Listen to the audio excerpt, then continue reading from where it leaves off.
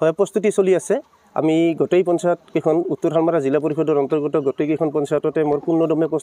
নিৰ্বাচনী প্ৰচাৰ চলি আছে সেই অনুসৰি আজি মই আমাৰ দেওহাটী গাঁও পঞ্চায়তৰ অন্তৰ্গত আমতলা গাঁৱত ৰাইজৰ ওচৰত থিয় হৈছোঁ আৰু ৰাইজৰ লগত মই আজি মিলি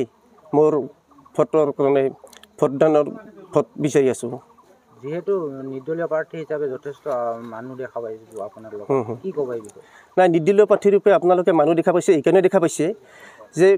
গোটেই মানুহে নিৰ্দলীয় প্ৰাৰ্থী এগৰাকীক বিচাৰিছে পৰৱৰ্তী যোৱা টাৰ্মছত যিজন মোৰ পৰৱৰ্তী আমাৰ কেণ্ডিডেট আছে তেওঁ যোৱা টাৰ্মছতো আছিলে তেওঁৰ কামৰ প্ৰতি অসন্তুষ্ট হৈছে ৰাইজে তেওঁক আৰু নালাগে তেওঁৰ অসন্তুষ্ট হৈ গোটেই ৰাইজে মোক দয়াল নাথক নিৰ্দলীয় প্ৰাৰ্থী হিচাপে প্ৰক্ষেপ কৰিছে আৰু সেইকাৰণে ৰাইজে সদায় আমাৰ লগত থাকিব আপুনি যদি জিতে কিমান শতাংশ জিতাৰ আমিতো 100% আশা কৰিছোঁ